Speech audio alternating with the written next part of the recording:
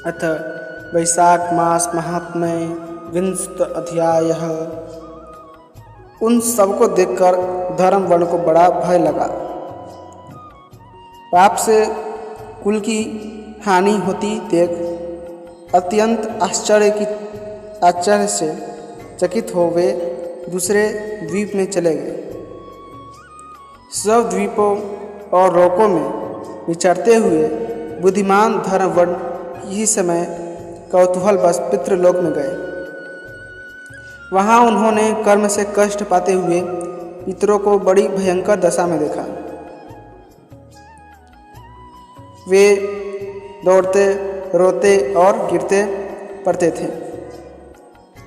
उन्होंने अपने पितरों को भी नीचे अंधकूप में पड़े हुए देखा। उनको देखकर आश्चर्यचकित हो दयालु धर्मवर्ण ने पूछा, आप लोग कौन हैं? किस दुस्तर कर्म के प्रभाव से इस अंधकूप में पड़े हैं? पितरों ने कहा, हम श्रीवत्स गोत्र वाले हैं। पृथ्वी पर हमारी कोई संतान नहीं रह गई है, अतः हम श्राद्ध और पिंड से वंचित हैं। इसीलिए यहाँ हमें नरक का कष्ट भोगना पड़ता है। संतानहीन दुरात्माओं का अंधकूप में पतन होता है। हमारे वंश में एक ही महायशस्वी पुरुष है जो धर्म वर्ण के नाम से विख्यात है, किंतु वह विरक्त होकर अकेला घूमता फिरता है। उसने गृहस्थ धर्म को नहीं स्वीकार किया है।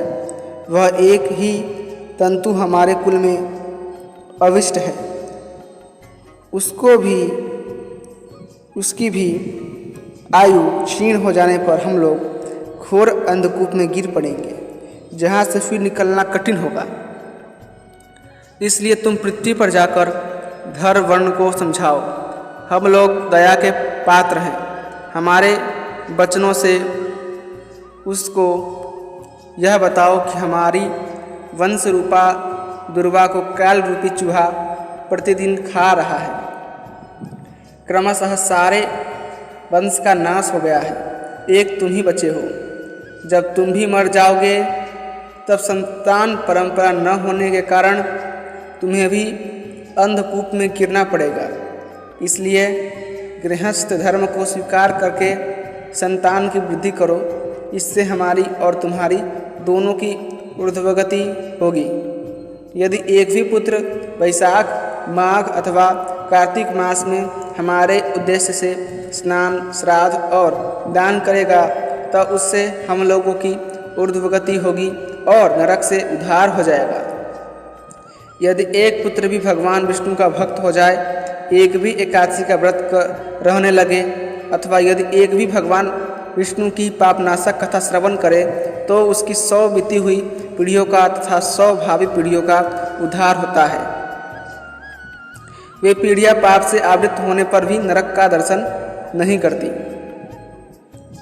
दया और धर्म से रहित उन बहुत से पुत्रों के जन्म से क्या लाभ जो कुल में उत्पन्न होकर सर्वव्यापी भगवान नारायण की पूजा नहीं करते।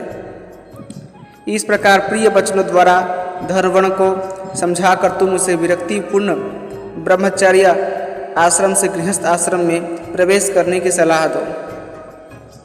पितरों की बात सुनकर धर्मवर्ण अत्यंत विस्मित हुआ और हाथ जोड़कर बोला, मैं ही धर्मवर्ण नाम से विख्यात आपके वंश का दुराग्रही बालक हूँ।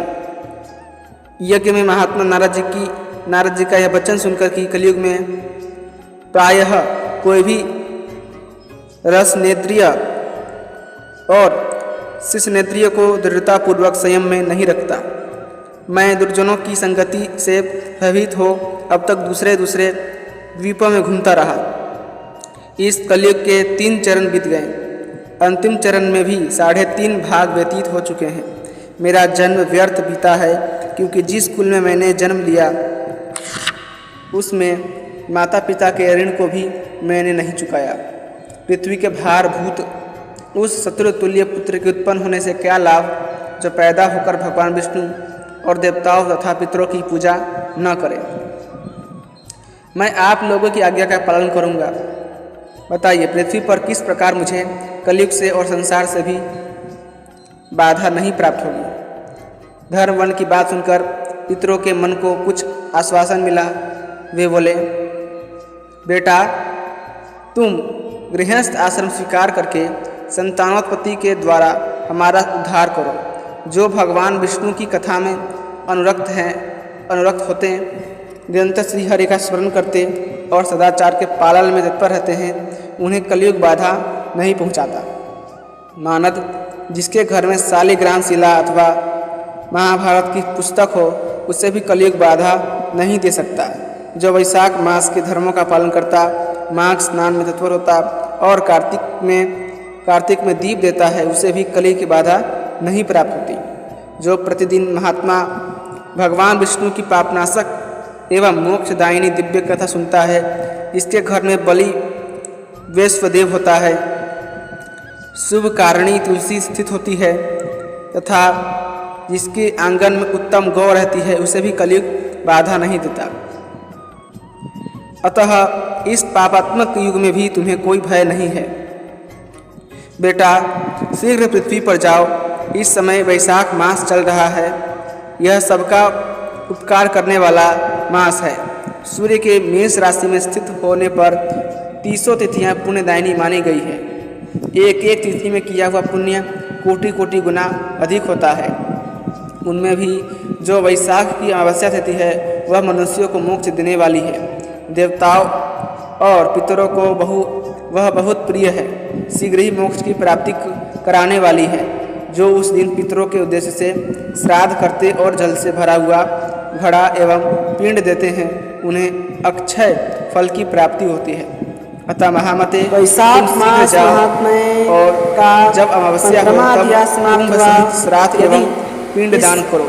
वीडियो सबका को उपकार करने के लिए आप पसंद करते गृहस्थ हैं, धर्म का कृपा आश्रय करके लो। इस वीडियो को लाइक करें, चैनल को सब्सक्राइब जरूर कीजिएगा और अपने दोस्तों के साथ फिर जरूर शेयर मुनि वृत्ति से धन्यवाद। हुए जय श्रीमन्नारायण। द्वीप दीपांतरों में विचरण करो। पितरों के इस प्रकार आदेश देने पर धर्मवन मुनि शीघ्रतापूर्वक भूलोक में गए। वहाँ मेष राशि में सूर्य के स्थित रहते हुए वैशाख मास में प्रातःकाल स्नान करके देवताओं, ऋषियों तथा पितरों का तर्पण किया। फिर कुंभदान सहित पाप विनाशक श्राद्ध करके उसके द्वारा पितरों को पुनरावृत्ति रहित मुक्ति प्रदान की। तत्पश्चात उन्होंने स्वयं विवाह करके उत्तम संतान को जन्म दिया और लोक में उस पापनाशिनी अमावस्या तिथि को प्रसिद्ध किया। तदंतर वे भक्तिपूर्वक भगवान की आराधना करने के लिए हर्ष के साथ गंधमादन पर्वत पर चले गए। इसलिए वैशाख मास की यह अमावस्या तिथि परम पवित्र मानी गई है।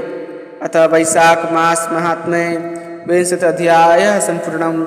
इसी के साथ वैशाख मास महात्म्य का 20वां अध्याय समाप्त हुआ। यदि आपको वैशाख मास की अद्भुत कथाएं पसंद है तो कृपा करके वीडियो को लाइक करें, चैनल को सब्सक्राइब करें और अपने दोस्तों के साथ जरूर शेयर कीजिएगा। धन्यवाद। जय श्रीमन्नारायण।